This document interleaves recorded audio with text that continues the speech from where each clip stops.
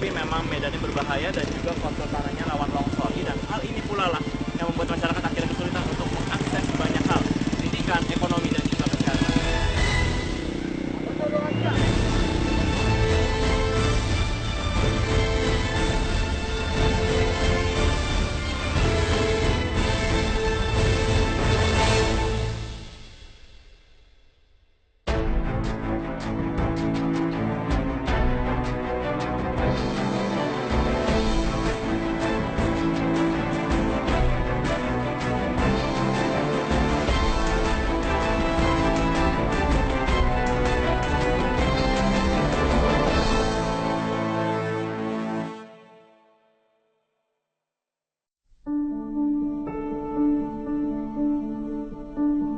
Nusantara dikenal sebagai penghasil tanaman kebun dan rempah terbaik di dunia.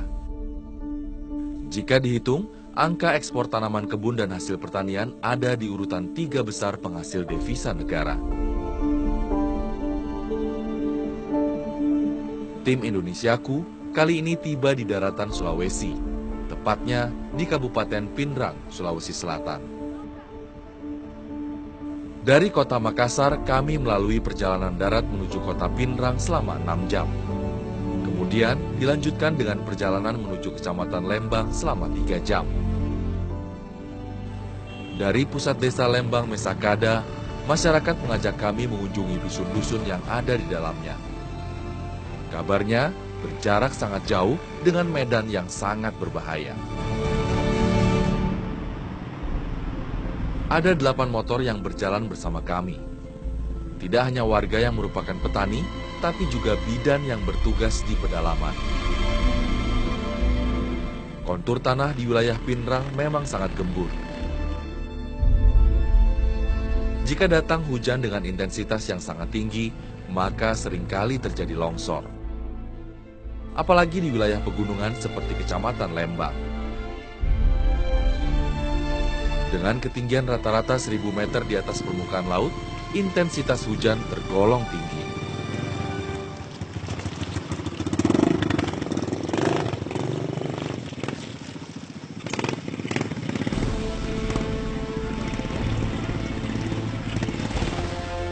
Jalan kali ini cukup mengkhawatirkan pemirsa karena tidak hanya kondisi jalan sulit, tapi memang medannya berbahaya dan juga kontur tanahnya rawan longsor. Intensitas hujan di sini juga cukup tinggi dan hal ini pula lah yang membuat masyarakat akhirnya kesulitan untuk mengakses banyak hal, pendidikan, ekonomi, dan juga kesehatan. Kita akan melihatnya dalam Indonesia kembali.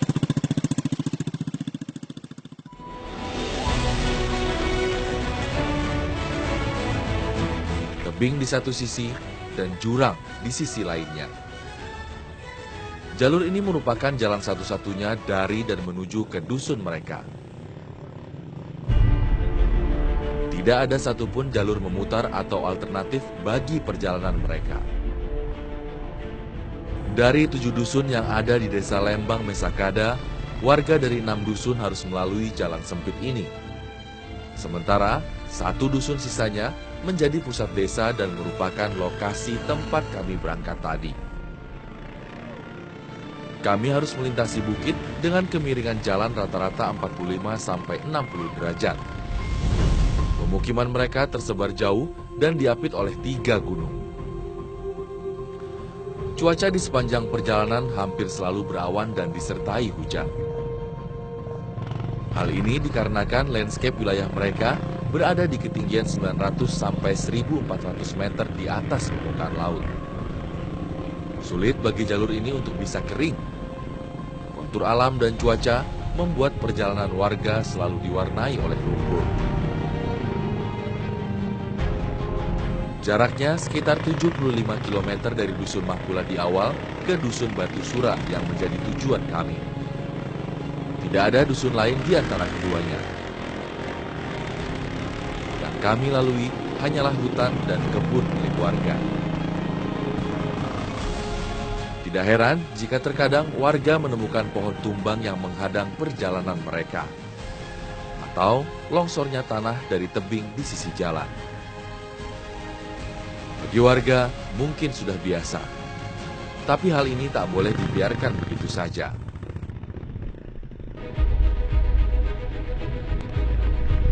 Warga di dusun maupun desa sudah sering menyampaikan aspirasi mereka ke pihak kecamatan ataupun kabupaten mengenai keinginan atas jalan yang layak. Sayangnya, permintaan mereka belum terjawab hingga sekarang.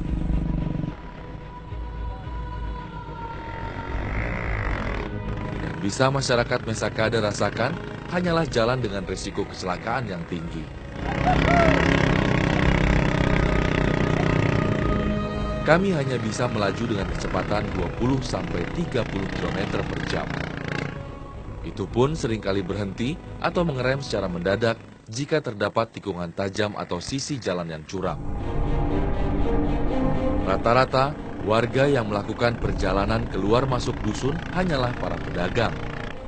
Sementara, sisanya memilih untuk berdiam di rumah ataupun berkebun, daripada harus bertaruh nyawa dalam perjalanan. Tak bisa saya bayangkan bahwa para petugas kesehatan dari pusat desa harus melalui perjalanan ini secara rutin. Setidaknya 2-3 kali dalam sebulan.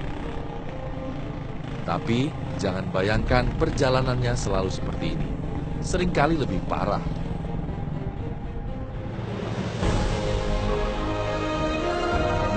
Tidak terasa 4 jam telah kami lalui. Kami memarkir motor di bawah rumah warga dan siap mengikuti kegiatan petugas kesehatan. Dan ini kita yang didatangi sama warga atau kita yang nanti samperin mereka? Ya nanti kita yang samperin mereka di rumahnya ya. Boleh saya ikut ya? Boleh. Rumahnya yang mana nih? Atas. Mana Atas. itu ya? Iya. Oh ya udah. Rumah pertama yang kami datangi adalah kediaman warga yang bernama Kadir.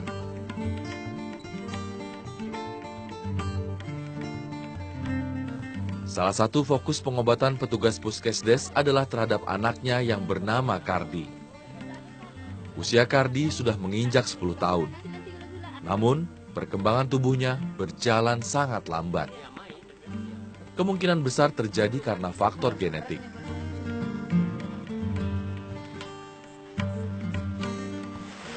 Pemirsa, seperti inilah kondisi kesehatan warga di Dusun Mesakada.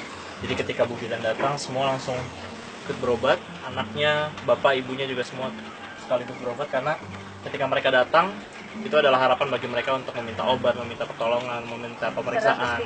Karena sulit bagi mereka untuk bisa keluar dari desa. Termasuk tak sebegang normal sih. Kami melanjutkan pemeriksaan kesehatan ke rumah berikutnya. Kali ini adalah rumah keluarga Ibu Dai. Usianya sudah lebih dari 70 tahun. Meski begitu, ia masih aktif pergi berkebun. Suami, anak, mantu, dan cucu-cucunya tinggal dalam satu atap. Sakit yang mereka derita sekeluarga hampir sama, yakni darah tinggi. Dan mereka tahu, penyakit yang mereka derita selama ini hanyalah pusing kepala dan pegal linu, tanpa nama dan istilah ilmiah seperti yang kita kenal. Tanpa mereka sadari, ternyata apa yang mereka makan selama ini merupakan salah satu penyebabnya. Dari lauk pauknya yang kurang semacam ikan asin itu bisa mempengaruhi hipertensi, apalagi kalau memang sudah lansia seperti ini. Terus Ada ikan kering ya, yang dijual ikan dari luar kering, berarti.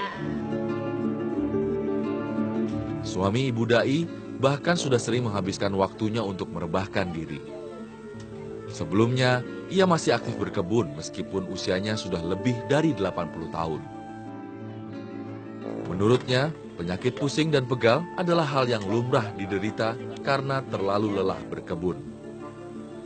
Kebun yang ia miliki pun berada jauh dari rumah, terletak di balik bukit-bukit di sekitar kampung ini.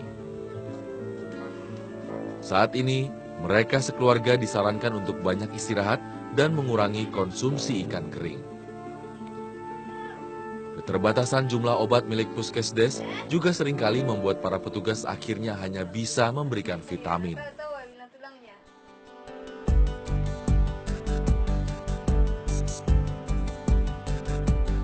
Sore ini, saya mengikuti Mia dan keluarga ke kebun coklat milik mereka. Letaknya berbatasan dengan wilayah hutan Mesakada. Puluhan tahun yang lalu, coklat adalah komoditas utama yang menjadi tulang punggung perekonomian masyarakat Lembang Mesakada. Sayangnya, kini warga tak begitu memperhatikan coklat lagi. Karena ada banyak sekali jenis tanaman yang harus mereka urus. Di antaranya adalah kayu manis, kopi, kemiri, cengkeh, dan vanili. Selain itu, harga coklat juga menjadi yang paling murah di antara komoditas lain, sehingga mulai dikesampingkan. Kondisi jalan yang rusak selama ini membuat harga hasil bumi masyarakat menjadi tidak menentu. Penghasilan yang tidak seberapa dari hasil menjual coklat hanya pas atau bahkan kurang untuk menutupi ongkos perjalanan para tengkulak. Hal tersebut berujung pada menurunnya harga coklat yang tengkulak beli dari petani seperti mereka. Lagi-lagi, para petanilah yang terhimpit dalam kondisi ini. Kalau ibu sama masyarakat sini ingin apa? Kalau pemerintah dengarin? Ingin kebutuhan petani, pupuknya, tandinya, macam racunnya. Untuk hasil yang itu ya, bagus ya? Ya, supaya yang membunuh hama-hama itu, Supaya tidak ada hama lagi. ya, supaya banyak hasilnya. Ya. Pemirsa senang sekali melihat mereka dan juga mendengar langsung harapan yang dilontarkan dari mulut mereka. Tapi semoga ini tidak hanya menjadi angan-angan belaka. Semoga harapan ibu juga terkabul sama petani di sini. Semoga pemerintah juga mendengar dan bertindak langsung untuk menuju ke kampung mereka untuk melihat seperti apa kehidupannya dan kebutuhan mereka sehari-hari.